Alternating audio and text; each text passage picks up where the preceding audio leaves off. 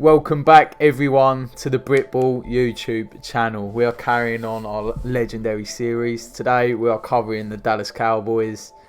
One of the teams I love to watch on Thanksgiving because it's so fun to see them lose. Washington absolutely, like their D-line messed them up this year.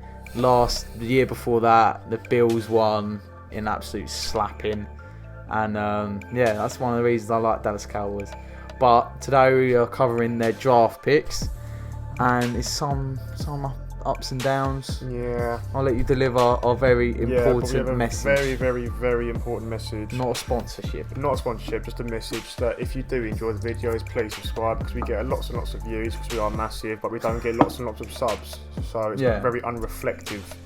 If you want to be part of Britain's leader in NFL coverage, then join the army today. Yeah. You won't regret it. And if you don't enjoy it, please don't leave a hate comment, because I understand the Dallas Cowboys fans are very passionate, and we are simply doing this through an unbiased opinion, no matter what he says about this Bills love. So don't hate us, don't even hate comments. Constructive criticism, and then we'll improve next time. We're only just getting started. And if we don't like a player, then it's their fault for being poor. Yep. Not ours. So until then, let's get into the video. So starting off with the very first pick, we have CeeDee Lamb. We've given him an A, which is very good for his rookie season. He played every single game for 6 TDs, one of them being rushing. He was just a few yards short of 1,000, and he wasn't expected to fall to the Cowboys in the draft. Everyone had him taking defensive help, which they did actually need. But when he fell to them, they took him without a heartbeat. Took him in a heartbeat, sorry. So he did step up in the Dallas offense, which suffered without Prescott under centre.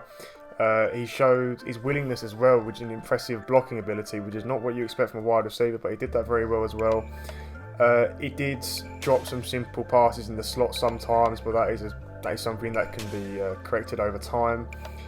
And considering how many quarterbacks, which you'll talk about, considering how many quarterbacks they had and how poor the offense was, getting nearly 1,000 yards, especially in his rookie season, he's done very well. And he also holds the franchise record for the Cowboys for the most single season catches by a rookie. So he's had some brilliant moments, as you can see in the picture. I'm sure everyone knows what we're talking about. Yeah, this catch was amazing. But yeah, I think he's done very well in his rookie season, to be fair. Yeah, this is a very promising wide receiver. I mean, sometimes he did look like wide receiver 1, even though you do have Amari Cooper next to him. Yeah. He has had to deal with Bengal sometimes, beat up Andy Dalton sometimes, and he still managed to get good stats. If this guy had Dak the whole year, is easily having over 1,000 receiving yards. But I've got high hopes for him, really high hopes, and I think you'll see next season, if Dak stays healthy, I think he cements himself as the best wide receiver in the class, ahead of Jefferson. So that's the statement. Next up we have Leighton, Vander, Esch, a guy from small state Wyoming. I mean, I really liked him in his rookie year. Watching him was really good. And he's a do-it-all kind of guy. A Swiss Army knife, if you will. And then he got hurt year 2. That nerve injury in the neck. And that's always a bad place to get hurt. You never know. That could get reactivated. That could retire you. And it's just that's why he has to wear that massive thing in the back of his. It just looks so uncomfortable.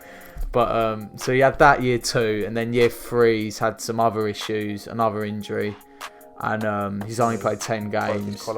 Collarbone, that's it. Broke his collarbone. So another odd injury to have, not a typical ACL. Considering you're probably using your collarbone a lot as an edge rusher, that is a very poor place to have an injury. Yeah, so the jury is still out on him. You need to see year 4. Can he pick up that same sort of form that he was on in his rookie year? In his rookie year, he was a stud linebacker. He looked like he had about 5 years of experience in the league. And if he can pick that up again, then Dallas actually have a good player in their secondary, which they don't right now. Yeah. So that would be great.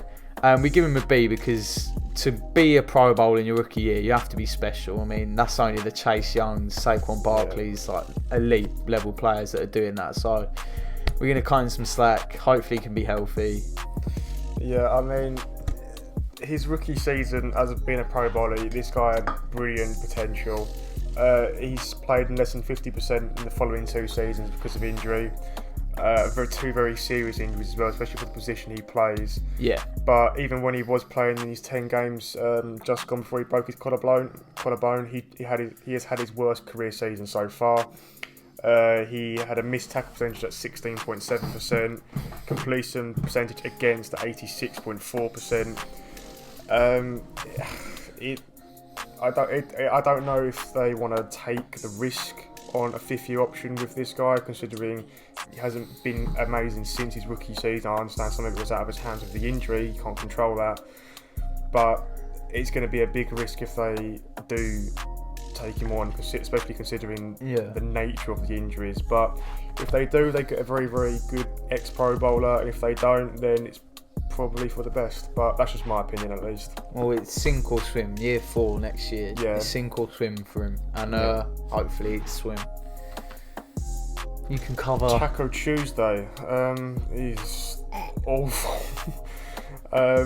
He spent 2 years in Dallas, in which he played 27 games. He only started 7 of them. He was quite low down on the depth chart in the roster. You only get a handful of snaps each game, which does explain the low starts. He requested a trade after 2 seasons, but he was released after literally nobody wanted him. He did have, however, the second highest pressure on a three-step dropbacks for quarterbacks at the time of his release. So he didn't do, that's quite a nice stat to have, but he did need to leave for his own career sake. The Cowboys didn't want him. He didn't want to be at the Cowboys. It's just a relationship that wasn't going to work. It's not their problem anymore. Yeah, I mean, the Cowboys are lucky that they have DeMarcus Lawrence, and he's filled up that defensive end position. It's just a bust. It's simple. He couldn't adapt his game really to the NFL, and probably going to be out of the league soonish. Yeah, I mean, I don't think he's at another team. Not gonna lie, so I don't know. But you get Ezekiel Elliott. So he's had a bit of a rough season this year. I mean, you'd think looking at his stats, it's a decent year. Yeah, it's not that bad, but it's not up to his usual standards. Ever since he got paid that massive contract, his game has started to drift down a little bit. He has had a little bit of a fumble issue this year, which we haven't seen in really any of the other years that he's been in the league.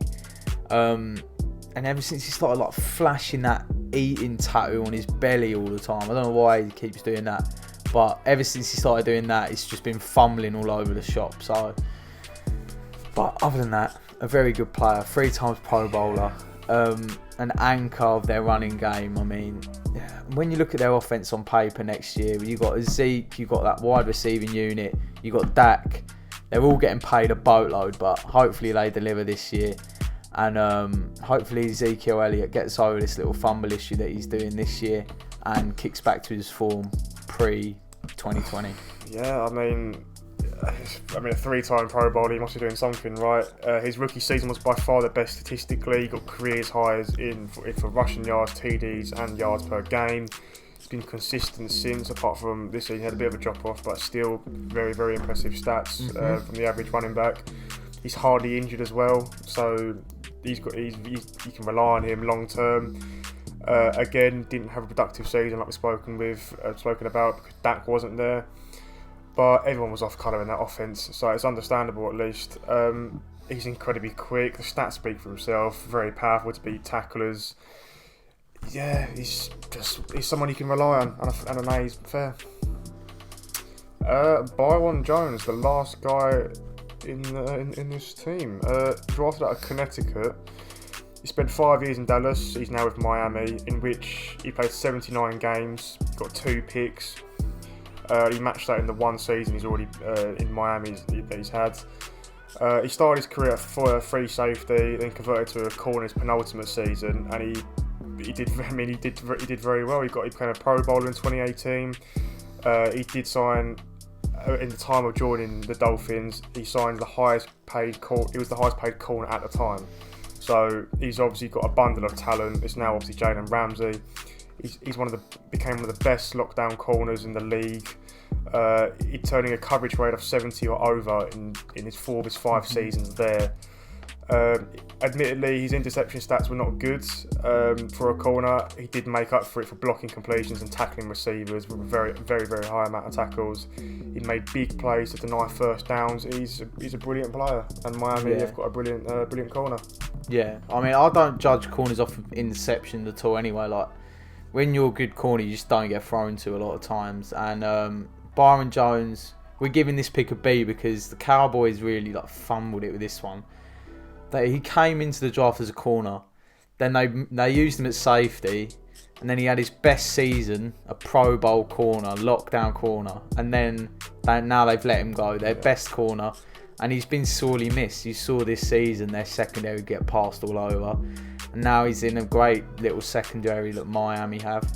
And even though he was only the highest paid corner for about 2 days, he does deserve to be up there. He does deserve to get paid. I think Tre'Davious White overtook him, then Jalen Ramsey overtook him. So I think he's number 3 right now in the league. I think you're right, yeah. Or at least tied 3rd. Yeah, but a very good player, just not utilised very well by Dallas. And that's the video. And that's that. That is America's team done. I think we were very honest. I think apart from the obvious... And it's easy to beat up on the Cowboys. Yeah, and obviously Taylor Charlton was a bust. But apart from that, we gave A's and B's, I'm pretty sure, to the rest of the 4. So I don't think we've got a case to be slated at right now. But obviously the Cowboys fans will let us know. I'm sure they're very passionate about the team and deservedly so. But yeah, that's that. No doubt we'll get some Cowboys fan slating our accent or something. But... yeah, I mean, it's what it is. It is what it is. But anyway, apart from that, we're done. Thank you for tuning in. We're done with that video. Next up, we'll do Philadelphia Eagles, Washington. Either one of them. One of them. We'll leave you guys in a state of suspense. What a cliffhanger. Right. See you guys soon.